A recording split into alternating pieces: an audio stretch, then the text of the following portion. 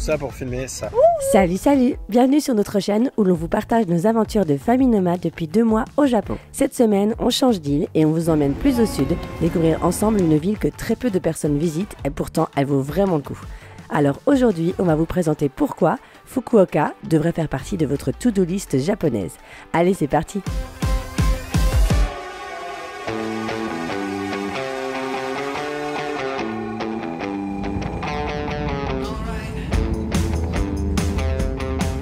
Alors, pourquoi visiter Fukuoka? Pour ses locaux, bien sûr.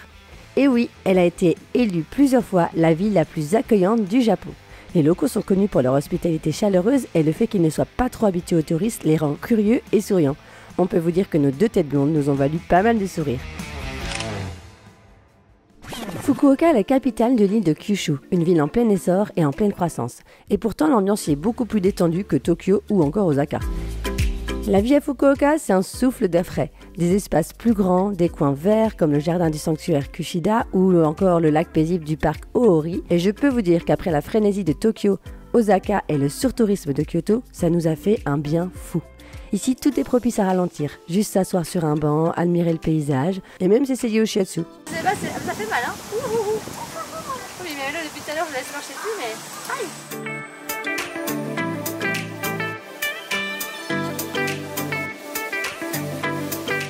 Même les aires de jeu sont beaucoup plus grandes.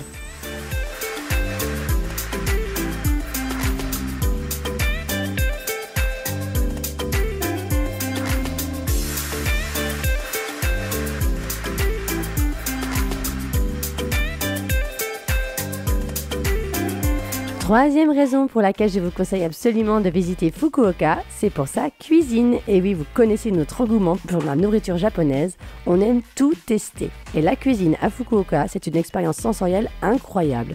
Les spécialités comme le Hakata Ramen ou le Motsunabe sont incontournables. Mais nous, ce qu'on a préféré, c'est les yatai.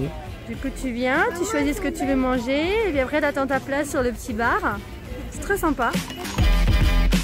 Sur des mini tabourets les uns à côté des autres, je crois que mes fesses ne rentrent pas sur le tabouret, ça dépasse de chaque côté. Si je sors mon coude, je tape la dame d'à côté ou alors je tape la tête de Mia, je sais pas trop. Mais apparemment ça a l'air très beau. Oh mais c'est quoi? On mange? Des stands de street food le long de la rivière Nakasu qui créent une ambiance magique chaque soir de 18h à 2h du matin. Ils sont même devenus le symbole de la ville.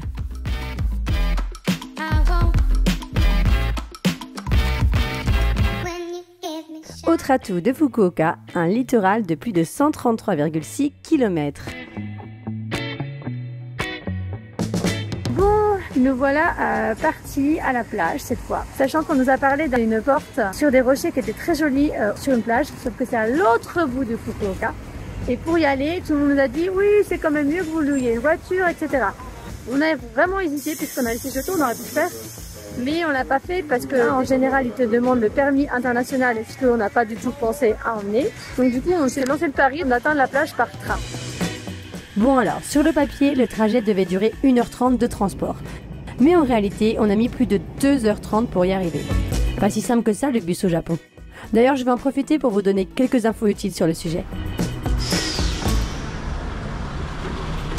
Pour les bus japonais, ne faites pas la même erreur que moi, il faut rentrer par l'arrière du bus et non par l'avant. Les tickets doivent être achetés dans le bus et bonne nouvelle, on peut utiliser la carte pingouin, la Suica qui est valable à Tokyo. Également bon à savoir, tu payes seulement quand tu sors du bus. Voilà, maintenant vous savez tout sur les bus à Fukuoka. À votre chose.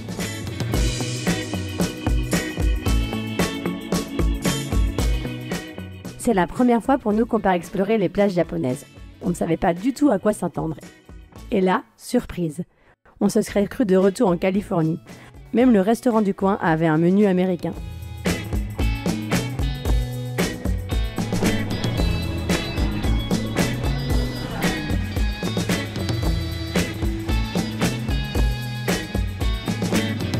C'est bon le burger?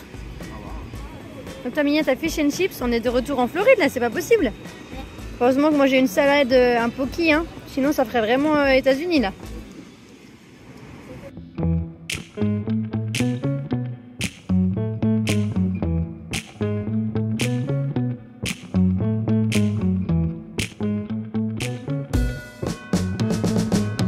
Allez, il est temps de vous présenter la raison pour laquelle on est venu sur cette plage. Une immense torii blanche s'élevant de la mer, où se trouvent deux rochers connus sous le nom de Meoto Iwa, les rochers mariés. Les deux rochers, représentant le mari et la femme, sont reliés ensemble par une guirlande de paille géante d'environ 1 tonne. C'est aussi l'une des meilleures plages pour admirer le coucher de soleil au Japon, mais malheureusement ça sera pour une prochaine fois parce qu'il est déjà temps de repartir, le bus nous attend. Attention mesdames et messieurs, il est le moment de vous présenter le parc, l'endroit que nous avons préféré à Fukuoka. Un endroit incontournable, surtout si vous voyagez avec des enfants, le Umino Nakamashi Seaside Park.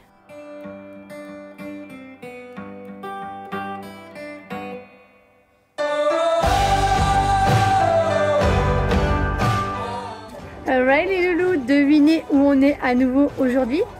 Au Seaside Park. Et oui, on a décidé d'y retourner parce que franchement, d'y rester juste 2 heures hier soir, c'était pas assez. Et ça avait l'air super bien, donc on s'est dit qu'il fallait qu'on revienne absolument passer la journée. Cet immense parc de près de 4 km d'un bout à l'autre se trouve sur une petite presqu'île à 1h30 au nord de Fukuoka.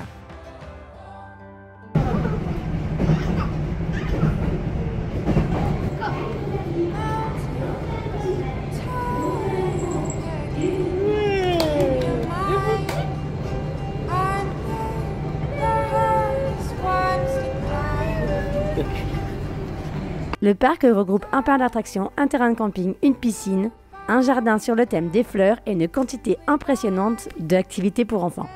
Tout ça pour la modique somme de 450 yens. Et c'est gratuit pour les enfants en dessous de 15 ans. Je vous ai dit que ça valait le coup.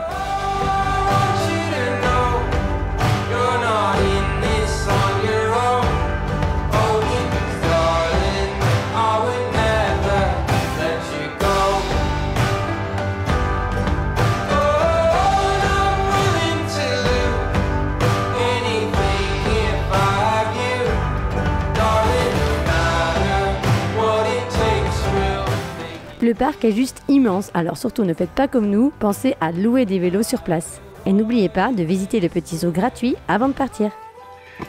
Oh! Ah ouais, pas mal!